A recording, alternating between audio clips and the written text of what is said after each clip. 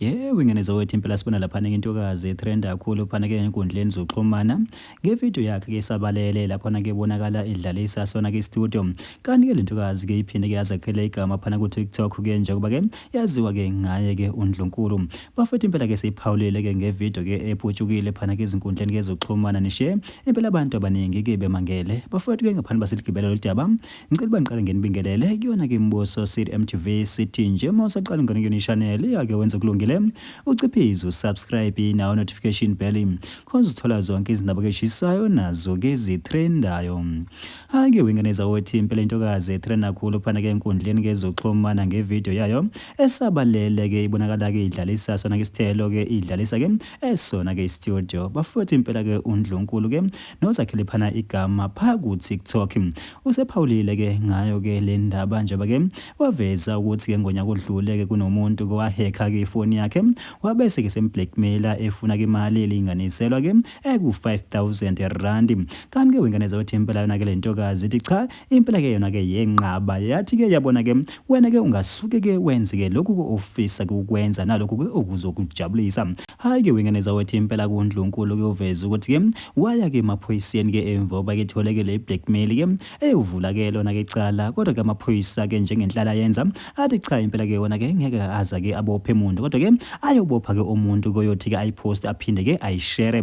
Kanti ke wengane zawethu impela kuNdlunkulu kubese waphinde ke waveza ukuthi ke yena ke lo muntu ke phana kwe Facebook account ke yakhe ke wabese ke faka ke enye ke video kodwa ke la ke lapho khona ke edlalisa ke sona ke istudio. Hayi ke wengane zawethu impela kuNdlunkulu uthi ke hey impela ke yona ke le video ke angayiposta noma yinini nizoyibona khona ke maduze futhi ke mangaba ke sayipostile yena ke akanamsebenzi ke naye ngoba ke into ayaziyo imali ke la ifunayo ngeke ke azi amnikeze. Uthi yabona ke kunabantu ke laphana ke abajwayele ukuthi ke impela ke bathatha imiphefumulo yabo ngenxa yawo ke ama video ke akanjena ke suke ke epost ke abanye ke abantu. Uthi yabona ke mina ke ngeke mina ke ngize ngiyiphoci ke impilo yami ngenxa nje ye video nalokho ke kuzofika kuphinde kudlule njenganabo bonke ke abantu. Ke wengane zawethu impela usho njalo phana kuNdlunkulu ke Paul ke engalo muntu ke owamhacka ke wabese ke waposta yona ke video ke edlalisa ke sona ke isithelo sesensimini ke yazi Edim esalinga uAdam kuyena ke uEva.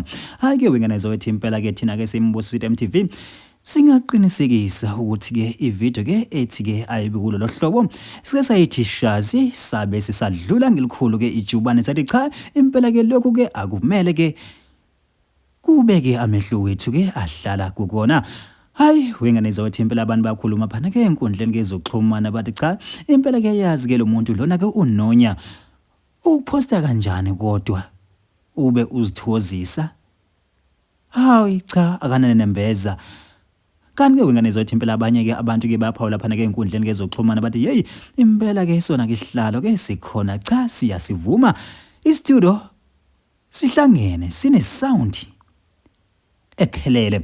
Kanti ke wengane zawethu impela ke abantu bathi yabona ke sisi ke sinawe ke ngaso ke lesikhathi ke sinzima uqine ke ntombi konke ke kuzodlula akukho ke okufikayo kungedluli uyibambe lapho nje kuJehova emkhulekweni.